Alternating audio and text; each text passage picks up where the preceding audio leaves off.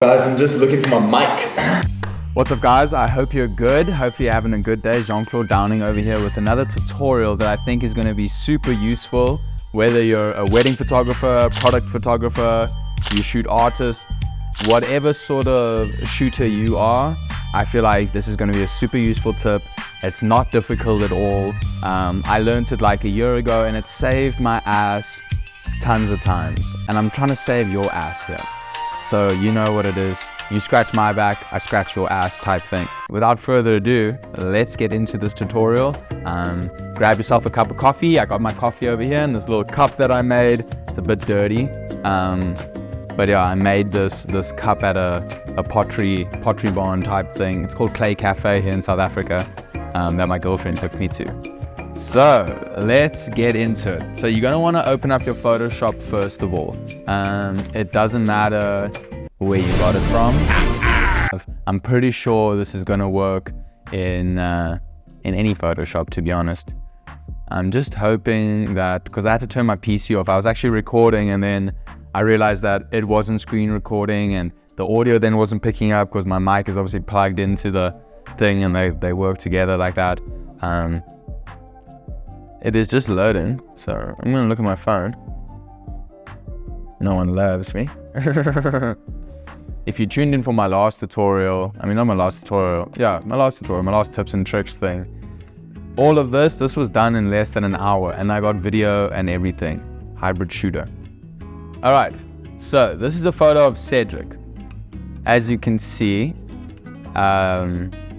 it's a nice photo. It looks chilled, maybe a little overexposed over there, but it looks chilled. I like the colors, I like the blue. I made the grass like orange, just to kind of pop.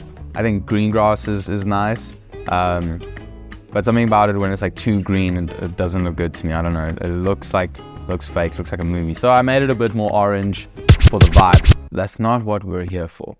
So first things first, it's very easy guys.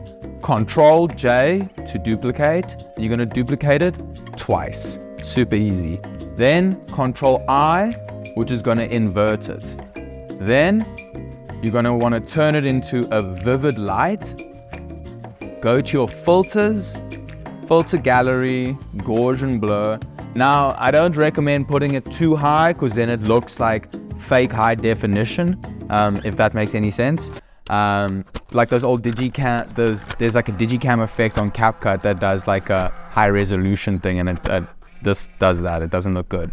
So you're gonna want to keep it like max. Like, you can really play around. I've gone away with pushing it a bit more, like on products and stuff, because it's not a person. So you can get away with it a little bit.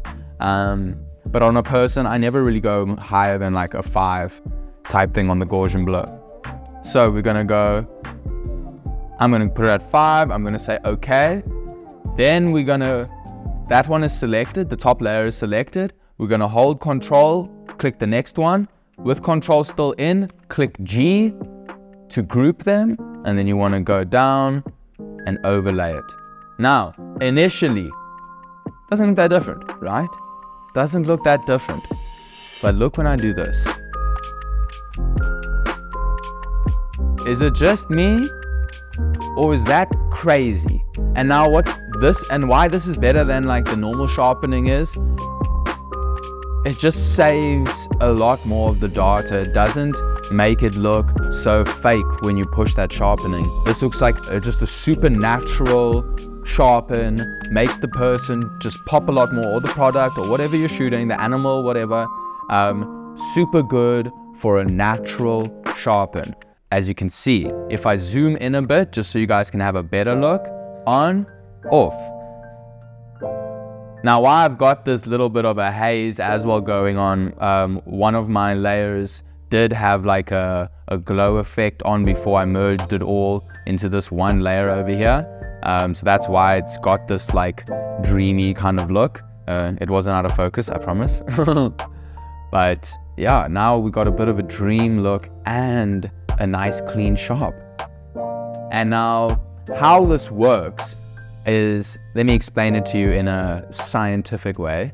For me not to play around with you, from my understanding into my best ability of explaining, basically because we've inverted the photo and then Gaussian blurred it, when we pair it with or group it with the other layer below and then change it to an overlay, it basically flips what Gaussian blur would normally do.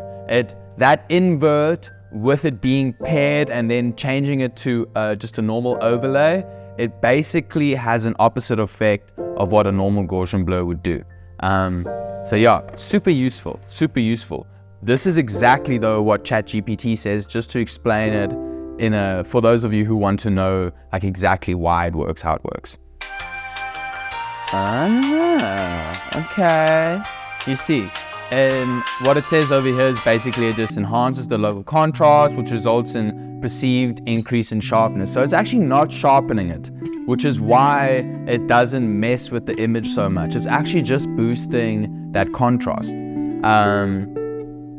So duplicate invert, when you create a duplicate of your image and then invert it, you're essentially creating a negative of the image. This inversion is crucial because it lays the groundwork for the next steps. Applying the vivid light blend to the inverted layer increased the contrast of the midtones while darkening the darks and lightening the lights. This mode amplifies the difference between the light and dark areas of the image. When you apply the Gaussian blur to the inverted layer, it smooths out the inverted details. This blurring causes the contrast to be enhanced locally.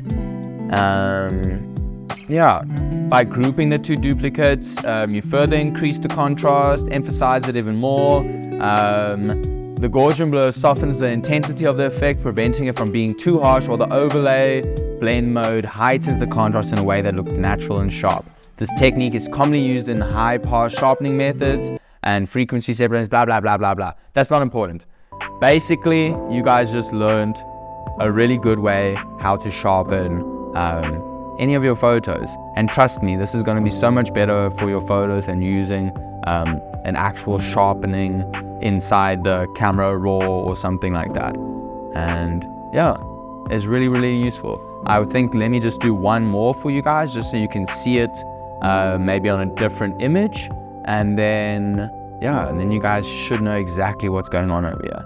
So I really like this one. So I'm gonna go duplicate it twice. Control I. Then you wanna go vivid. Then you wanna go filter. Blur. Gaussian blur. Not too high on a person because it looks funny. Okay. Control G. Overlay. Let's zoom in and see those results, guys. What did I tell you? Look at that chain. Just look at that chain. Like, yeah, this is one of the best tricks that I've ever learned. Really did save my ass a lot of times. And I post quite regularly. That's the end of the tutorial, by the way. That's all, bro. I post quite regularly, guys.